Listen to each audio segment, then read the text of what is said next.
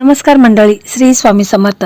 तर मंडळी, आपण पाहत असतो की बऱ्याच मुलांचं किंवा मुलींचं लग्न ठरत नाही. काही ना काही प्रॉब्लेम, अडचणी हे नेहमी येत असतात. तर अशावेळी आपल्याला एकदम साधा आणि सोपा परंतु अत्यंत प्रभावी उपाय करायचा आहे. आपल्याला फक्त एक नारळ या ठिकाणी ठेवायचा आहे. तर ही संपूर्ण माहिती जाणून घेण्यासाठी तुम्ही चॅनलवरती नवीन असाल तर चॅनलला सबस्क्राईब करा. व्हिडिओ पाहत असताना व्हिडिओला लाईक करा. त्याचप्रमाणे श्री स्वामी समर्थ अशी कमेंट करा. तर मंडळी, 16 मे 2026 रोजी येणारी शनी अमावस्या अत्यंत दुर्मिळ आणि महत्त्वाची मानली जाते. कारण या दिवशी शनेश्वरी अमावस्येचा योग जुळून आला आहे. 13 वर्षांनी शनी जयंती आणि शनिवार म्हणजे शनी अमावस्या एकत्र येत असल्याने हा दिवस शनिदेवाची कृपा मिळवण्यासाठी अत्यंत विशेष आहे. आणि या दिवशी आपण आपल्या मुलांच्या लग्नात जे काही अडथळे येत आहेत, लग्नात काही ना काही प्रॉब्लेम होत आहेत, तर ते दूर करण्यासाठी आपण उपाय करणे ते देखील तितकेच महत्त्वाचं आहे. आणि त्याच दिवशी शनीचा जन्मदिवस म्हणजे जयंती असणे हा अत्यंत दुर्मिळ योगायोग आहे. शनिदेव कर्माचे फळ देतात. या दिवशी प्रामाणिकपणे पूजा केल्यास जीवनातील अडथळे हे दूर होतात आणि यशप्राप्ती होत असते. त्याचप्रमाणे मुलांच्या कुंडलीत जे काही शनीची 7.5 असेल किंवा राहू केतूची, त्याचप्रमाणे कालसर्पदोष असू दे, पितृदोष असू दे, नजरदोष असू दे, हे संपूर्णपणे दूर होणार आहेत. तसेच बघा, शनेश्वर अमावस्येला पितृदोष आणि कालसर्पदोषाचे शांतीसाठी देखील उपाय हे केले जातात. आणि असाच महत्त्वाचा उपाय आपल्याला या दिवशी करायचा आहे, म्हणजे शनिवारीच आपल्याला हा उपाय करायचा आहे. तर मंडळी, आजकाल आपण पाहत असतो बरेच मुलींचं लग्न ठरत नाही. लग्नात काही ना काही प्रॉब्लेम हे नेहमीच येत असतात. कधी बघा, मुलांचं सगळं लग्न ठरतं, सर्व काही होत असतं, परंतु अचानकपणे त्यांचं लग्न हे मोडून जात असतं. समोरची व्यक्ती म्हणजे त्यांना एखादी मुलगी आवडत असते, परंतु अशा वेळेस त्या मुलीला देखील हा मुलगा आवडत असतो, परंतु काही ना काही कारण निघतं आणि ती मुलगी त्या मुलाला नकार देत असते, म्हणजे लग्न हे मोडून जात असतं. तर अशा समस्या हे नेहमी उद्भवत असतात.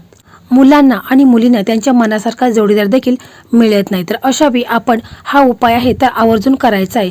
कारण शनेश्वर अमावस्या आलेली आहे, तर असा शुभ योगायोग हे निर्माण झालेले आहेत. म्हणजे शनेश्वर अमावस्या आलेली आहे, त्याचप्रमाणे शनिवार देखील आलेला आहे.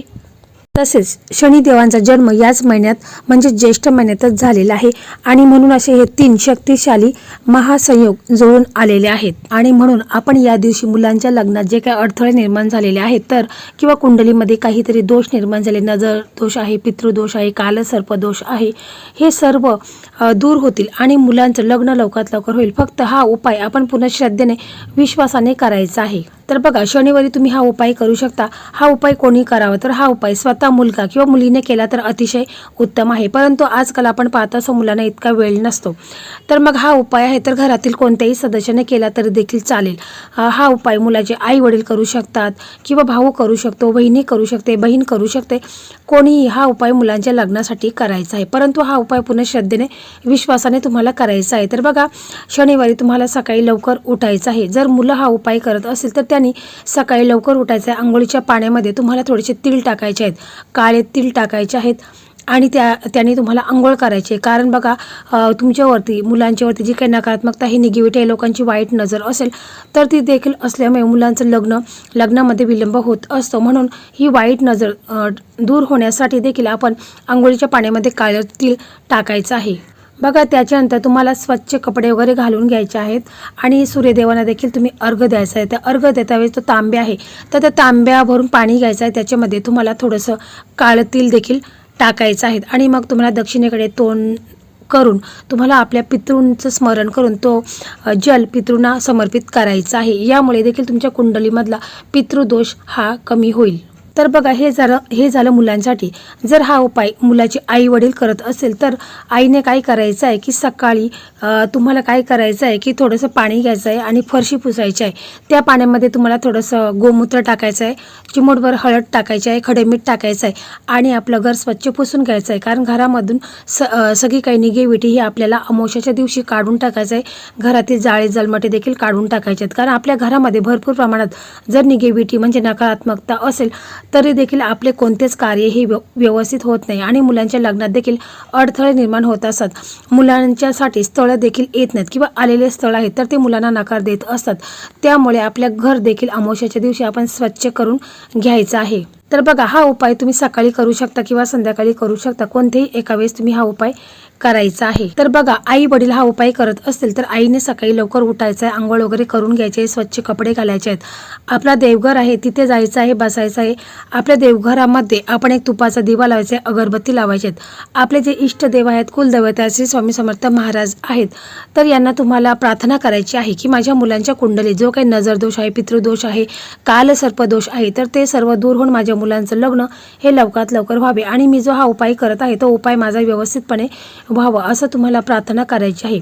किंवा जर तुमची मुलं स्वतः हा उपाय करत असेल तर मुलांनी देखील अशा प्रकारेच बोलायचं आहे की माझ्या लग्नात जे काही विघ्न येत आहेत, काही ना काही प्रॉब्लेम अडचणी हे नेहमी येत आहेत, तर त्या दूर होऊन माझं लग्न हे लवकरात लवकर व्हावे असं मुलांनी पुन्हा श्रद्धेने विश्वासाने बोलायचं आहे। आणि असं बोलायचं आहे की माझे आई वडील किंवा मी स्वतः जर हा उपाय करत आहे तर तो उपाय माझा यशस्वीपणे होऊ दे असं तुम्हाला बोलायचं आहे। तर बघा, आपल्याला हा जो उपाय करायचा आहे तर या उपायासाठी आपल्याला फक्त एक नारळ लागणार आहे। तो नारळ आपण आदल्या दिवशीच आणून ठेवायचा, म्हणजे किराणा शॉपमध्ये भेटतो तो नारळ तुम्हाला आणायचा आहे। त्याच्यानंतर तुम्हाला एक काळा कापड लागणार आहे, म्हणजे नारळ त्याच्यामध्ये गुंडाळून होईल इतका आपल्याला काळा कापड लागणार आहे।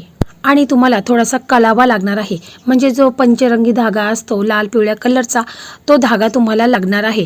आणि मग काय करायचं आहे की तुम्हाला एखाद्या प्लेटमध्ये तो काळा रुमाल आहे तर तो ठेवायचा आहे, त्याच्यावरती तुम्हाला तो नारळ आहे तर तो ठेवायचा आहे।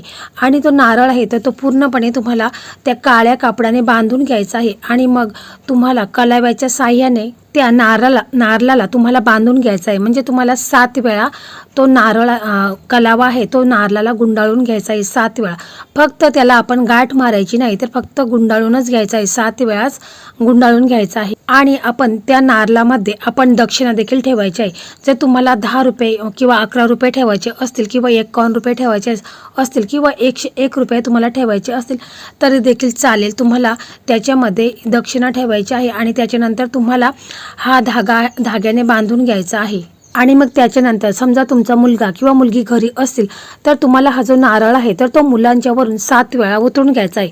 प्रथम तुम्हाला मुलांना बसवायचं आहे, म्हणजे मुलांचं तोंड पश्चिम दिशेला होईल अशा, म्हणजे तुम्हाला पूर्व दिशेला मुलांना बसवायचं आहे, म्हणजे त्यांचं तोंड पश्चिम दिशेला होईल अशा ठिकाणी तुम्हाला बसवायचं आहे। आणि हा नारळ आहे तर तो मुलांच्यावरून तुम्हाला डोक्यापासून पायापर्यंत 7 वेळा उतरून घ्यायचा आहे, घड्याळाच्या उलट्या दिशेने तुम्हाला उतरून घ्यायचा आहे। जेव्हा तुम्ही हा नारळ मुलांच्यावरून उतरून घेत असाल तेव्हा तुम्हाला बोलायचं आहे की माझ्या मुलांच्या लग्नात जे काही विघ्न येत आहेत, जे काही कुंडलीमध्ये दोष आहे, नजरदोष आहे, पितृदोष आहे, कालसर्पदोष आहे, तर ते दूर होऊन माझ्या मुलांचं लग्न हे लवकरात लवकर व्हावे असं तुम्हाला मनामध्ये बोलायचं आहे। आणि मग त्याच्यानंतर तुम्हाला काय करायचं आहे, हा नारळ घ्यायचा आहे। त्याचप्रमाणे बघा, तुम्हाला काय करायचं आहे की एक दिवा घ्यायचा आहे, तुम्हाला मोहरीच्या तेलाचा दिवा घ्यायचा आहे, त्याच्यामध्ये तुम्हाला काळे तीळ टाकायचे आहेत आणि कापसाची वात टाकायची आहे। आणि मग तुम्हाला तो नारळ आहे तो तुम्हाला घ्यायचा आहे, मोहरीच्या तेलाचा दिवा घ्यायचा आहे, अगरबत्ती घ्यायची आहे, फुलं असतील तर फुलं घ्यायची आहे। आणि मग तुम्हाला सरळ पिंपळाच्या झाडाजवळ जायचं आहे, म्हणजे जिथे कुठे पिंपळाचं झाड असेल तर तिथे तुम्हाला जायचं। आणि मग तुम्ही तिथे गेल्यानंतर तुम्हाला तो दिवा आहे तर तो पिंपळाच्या झाडाला लावायचा आहे। तसेच तुम्हाला पिंपळाच्या झाडाला 7 वेळा प्रदक्षिणा मारायच्या आहेत। आणि मग तुम्हाला तिथे थोडा वेळ बसायचं आहे आणि ओम शनेश्वराय नमः, ओम शनेश्वराय नमः या मंत्राचा तुम्हाला 11 वेळा जप करायचा आहे। आणि मग तुम्हाला पिंपळाच्या झाडाला प्रार्थना करायची आहे की माझ्या मुलांच्या कुंडलीमध्ये जो काही नजर दोष आहे, पितृदोष आहे, ग्रहदोष आहे, तर ते दूर होऊन माझ्या मुलांचं लग्न हे लवकरात लवकर व्हावे असं तुम्हाला पिंपळाच्या झाडाला बोलायचं आहे। आणि मग त्याच्यानंतर तुम्हाला सरळ जो आपण नारळ घेतलेला आहे, जो काळ्या कपड्यामध्ये बांधलेला नारळ आहे, तर तो आपल्याला घ्यायचा आहे। आणि मग आपल्याला हनुमानजींच्या मंदिरामध्ये जायचं आहे। तिथे गेल्यानंतर तुम्हाला देखील तिथे एखादा दिवा लावायचा आहे, अगरबत्ती लावायची आहे। आणि मग तुम्हाला आपण हा जो नारळ नेलेला आहे, म्हणजे घरून नारळ आणलेला आहे, तर तो नारळ आहे तर तो तुम्हाला हनुमानजींना समर्पित करायचा आहे, त्यांच्या चरणापाशी तो नारळ तुम्हाला समर्पित करायचा आहे। आणि मग बोलायचं आहे की माझ्या मुलांच्या लग्नात भरपूर असा विलंब झालेला आहे, लग्नात काही ना काही प्रॉब्लेम अडचणी ह्या नेहमी येत असतात, तर ह्या संपूर्ण दूर होऊन माझ्या मुलांचं लग्न हे लवकरात लवकर व्हावे असं तुम्हाला पूर्ण श्रद्धेने विश्वासाने हनुमानजींना प्रार्थना करायची आहे। जर हा उपाय स्वतः मुलं करत असेल तर मुलांनी देखील अशा प्रकारेच बोलायचं आहे की माझ्या लग्नात जो काही प्रॉब्लेम नेहमी येत आहेत, काही ना काही अडचणी संकटे हे निर्माण झालेले आहेत, कुंडलीमध्ये काही ना काही दोष हे निर्माण झालेले आहेत, तर ते संपूर्णपणे दूर होऊन माझं लग्न हे लवकरात लवकर व्हावे असं तुम्हाला मनापासून पूर्ण श्रद्धेने विश्वासाने हनुमानजींना प्रार्थना करायची आहे। तर मंडळी, एकदम साधा आणि सोपा हा उपाय आहे. तर हा उपाय तुम्ही पूर्ण श्रद्धेने आणि विश्वासाने करून बघा. काही दिवसामध्येच म्हणजेच 5 दिवसात मुलांच्यासाठी स्थळ यायला सुरुवात होईल आणि मुलांच्या कुंडलीमध्ये लग्नाचे योग हे निर्माण होतील. तर मंडळी, अशा प्रकारे आजचा हा व्हिडिओ होता.